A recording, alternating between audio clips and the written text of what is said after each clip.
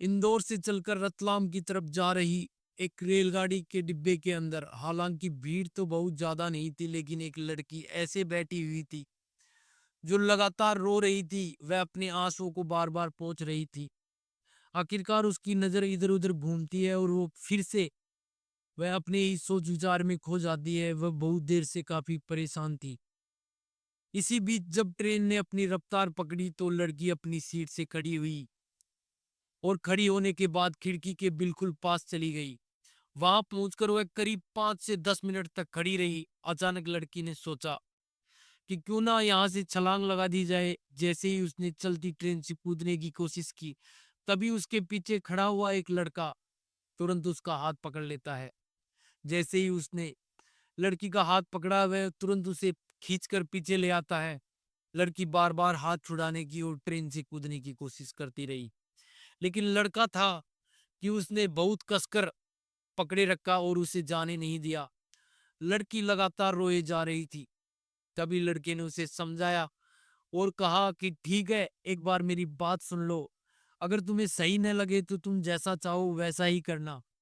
आखिरकार लड़की उसकी बात सुनने के लिए तैयार हो जाती है, क्योंकि वो सोचती है कि ट्रेन का इतना लंबा सफर है, यहाँ नहीं तो कहीं और। लड़की और लड़का दोनों आपस में बैठकर बातचीत करने लगते हैं। बातचीत का सिलसिला शुरू होता है। लड़की अपनी पूरी कहानी बयां करती है, बताती है कि उसे प्यार में धोखा मिला है, वो अब जीना नहीं चाहती। इसी बीच लड़का कहता है, क्या ये इतनी बड़ी बात है? तुम क्यों परेशान हो रही हो? धीरे धीरे सब ठीक हो जाएगा। तभी लड़की ने अचानक कहा, क्या तुम मुझसे शादी करोगे? यह बात सुनकर लड़का हैरान रह जाता है, क्योंकि उसे लड़की को देखे हुए अभी एक घंटा भी नहीं हुआ था और इतनी जल्दी शादी का प्रस्ताव उसके सामने आ गया। लेकिन उसी पल लड़का उसकी जिंदगी के लिए हाँ कह देता है। दरअसल यह एक अनोखी प्रेम कहानी है। इस प्रेम कहानी की चर्चा पूरे प्रदेश में हो रही है। जहां जहां तक ये कहानी वायरल हो रही है, इंटरनेट की दुनिया में लोगों को यकीन नहीं हो रहा कि ऐसी भी कोई कहानी है। लोगों को लगता है कि यह कोई बनावटी कहानी है। लेकिन आज की इस कहानी के माध्यम से हम यही समझने की कोशिश करेंगे कि आखिरकार इस घटना की शुरुआत कहाँ से हुई और इसका अंत कहाँ हुआ। कैसे ये लड़का लड़की आपस में मिल गए।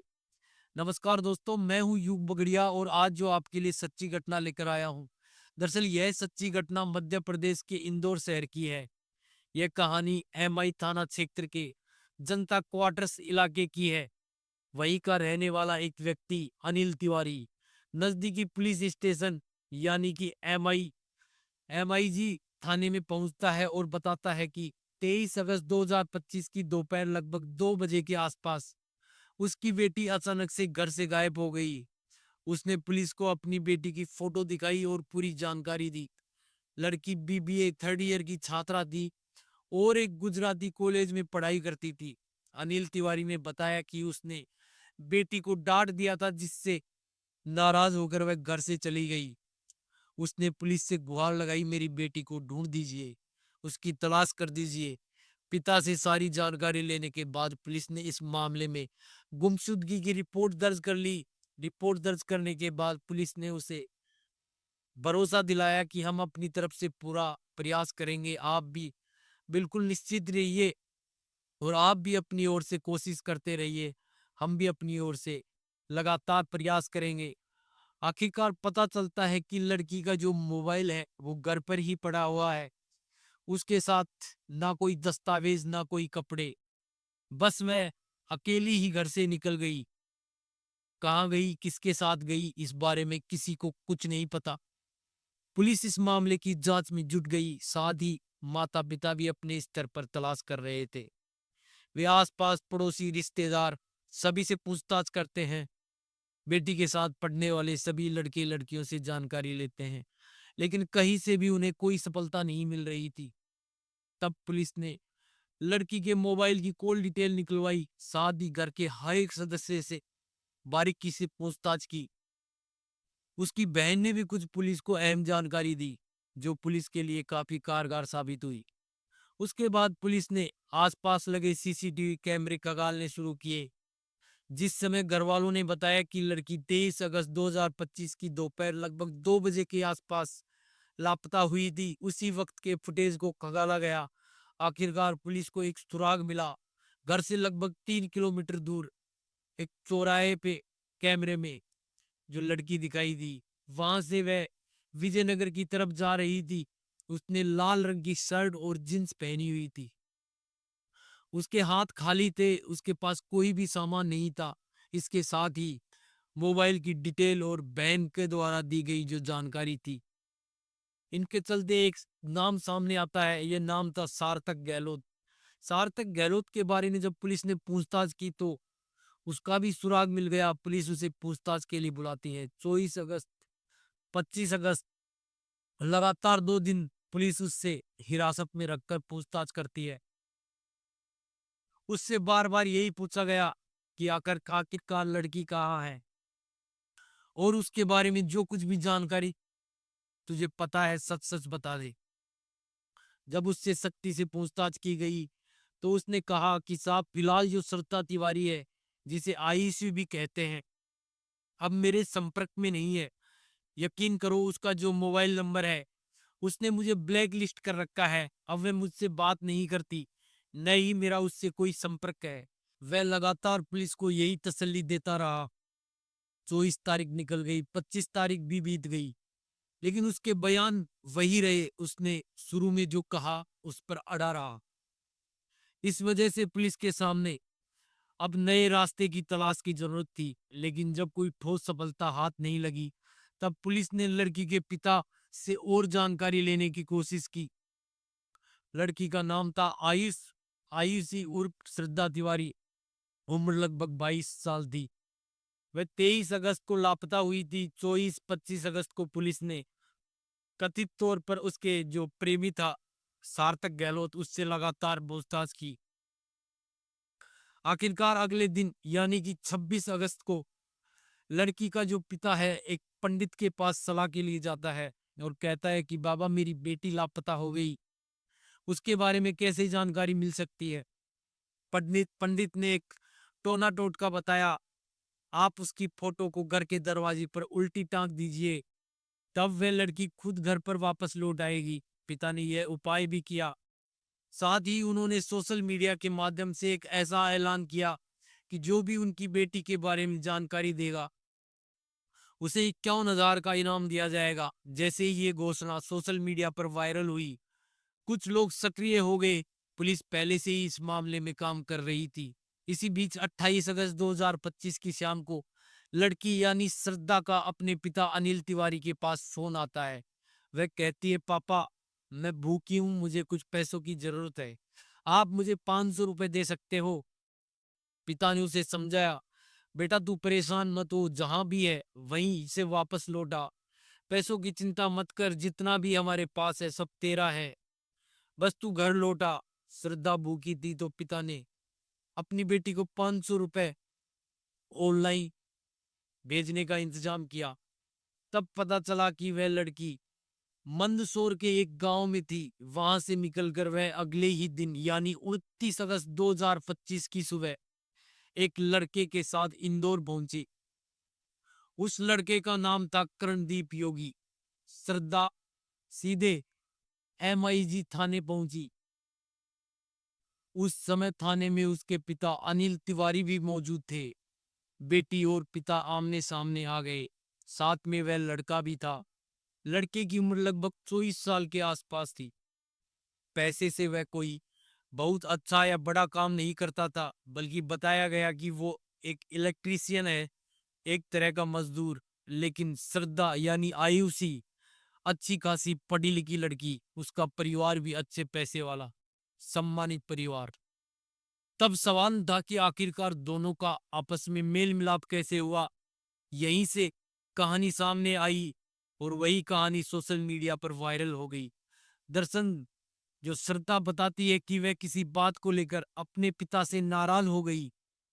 पिता ने उसे डांट दिया। इसी वजह से उसने अपने प्रेमी सार्थक गहलोत से कहा, मैं तुमसे शादी करना चाहती हूँ, चलो कहीं दूर भाग चलते हैं। दोनों ने आपस में बातचीत की और तय किया कि वे इंदौर रेलवे स्टेशन पर मिलेंगे। वहां से जो भी ट्रेन मिलेगी उसी दिशा में निकल पड़ेंगे, शादी करेंगे और अपनी जिंदगी जिएंगे। श्रद्धा ने जानबूझकर अपना मोबाइल घर पर छोड़ दिया ताकि पुलिस आसानी से उसे ट्रैक ना कर सके। कम्युनिकेशन का कोई साधन उसके पास नहीं था। वह सीधा इंदौर रेलवे स्टेशन पहुंची और अपने प्रेमी का इंतजार करने लगी। उसने सोचा कि सार्थक उसी ट्रेन में होगा, जल्द ही वो आ जाएगा। जो रतलाम की तरफ जो ट्रेन जा रही थी, लेकिन जो सार्थक वहां नहीं आता। लड़की ट्रेन में बैठ जाती है, लेकिन उसका प्रेमी नहीं आया। ट्रेन चलने लगती है। श्रद्धा सीट सीट पर बैठी परेशान थी, रो रही थी, बिलख रही थी। हालांकि वह अपने आंसुओं को छुपाने की कोशिश कर रही थी, लेकिन जो बगल में बैठा करणदीप योगी यह सब देख रहा था। करण ने समझ लिया था कि लड़की किसी बड़ी परेशानी में है। उसे लगा कहीं ऐसा न हो कि यह कोई गलत कदम उठा ले। और हुआ भी ऐसा ही। जब ट्रेन तेज रफ्तार पकड़ ली, श्रद्धा अचानक सीट से उठी और खिड़की के पास जाकर खड़ी हो गई। उसका इरादा था कि वह चलती ट्रेन से कूद जाए, लेकिन ठीक उसी वक्त करणदीप योगी ने तुरंत उसके जो हाथ पकड़ा और उसे ट्रेन से कूदने से बचा लिया। दोनों में काफी झगड़ा हुआ। लड़की बार बार हाथ छुड़ाकर कूदने की कोशिश करती रही और लड़का बार बार उसे कसकर पकड़ लेता। काफी देर तक जदोजहद चलती रही। आखिरकार कर्ण ने इसे समझाया, बुझाया, शांत किया। उसने कहा कि बस तुम मेरी एक बात सुन लो, उसके बाद जो तुम चाहो वो तुम करना। लड़की का गुस्सा शांत होता है, उसकी बेचैनी धीरे धीरे कम होने लगती है। उसके उसी के कारण वो जो उसकी बात सुनने के लिए तैयार हो जाती है। और तभी उसने अपने दिल की बात कह दी। मैं अपने प्रेमी के लिए घर से निकली थी, लेकिन वह वापस लौट कर नहीं आया। उसने मुझे धोखा दिया है। क्या तुम मुझे पूरी जिंदगी के लिए अपनाने को तैयार हो? मेरे साथ शादी करने के लिए तैयार हो? यह सुनकर लड़का सोच में पड़ जाता है। इसी बीच जो ट्रेन है रतलाम पहुंच जाती है। दोनों वहीं उतर जाते हैं। वहां से वे मंदसौर पहुंचते हैं। जो मंदसौर से महेश्वर जाते हैं और फिर महेश्वर से गांव चोली पहुंचते हैं। गांव चोली में जो करणदीप योगी की मौसी रहती है, वहीं जाकर लड़के ने फैसला कर लिया कि ठीक है, मैं तुम्हारे साथ साथ देने को तैयार हूं, जो तुम कहोगी वही करेंगे। इसके बाद वह लड़की को पास के मंदिर में ले जाता है और दोनों वहां मिलकर आपस में शादी कर लेते हैं। हालांकि ये उनकी लीगल शादी नहीं थी, लेकिन उन्होंने अपनी जिंदगी की शुरुआत मान लिया था। जब लड़की ने अपने पिता को 500 रुपए की डिमांड के लिए कॉल किया था, उसी दिन उनसे यह भी कहा था कि मुझे अपने डॉक्यूमेंट्स चाहिए ताकि मैं रजिस्टर्ड मैरिज कर सकूं और एक लीगल तरीके से इस लड़के को अपना सकूं। पापा ने यह बात सुनते ही उसे समझाया कि परेशान होने की जरूरत नहीं है, घर आ जाओ, हम बात करेंगे और तुम्हारी शादी के लिए भी तैयार हैं। लेकिन लड़का और लड़की पहले से ही सतर्क थे। उन्होंने एक वीडियो जारी किया। उसमें कहा कि अगर हमें कुछ होता है तो उसके जिम्मेदार मेरे पापा और जो एक दूर के मामा है वो होंगे। यह वीडियो पुलिस तक पहुंचता है। उसके बाद पुलिस ने मामले को गंभीरता से लिया। लड़का और लड़की दोनों बालिग थे, इसलिए पुलिस ने उनसे पूछताछ की और लड़की के बयान दर्ज किए। इसी बीच पिता ने अपनी बेटी से गुहार लगाई, उसे सीने से लगाया, उसे रिक्वेस्ट की। माँ भी आई, उन्होंने भी बेटी को गले से लगाया, प्यार किया, दुलार किया और कहा, बेटा जो तुम कहोगी, जैसा तुम करोगी वैसा ही होगा।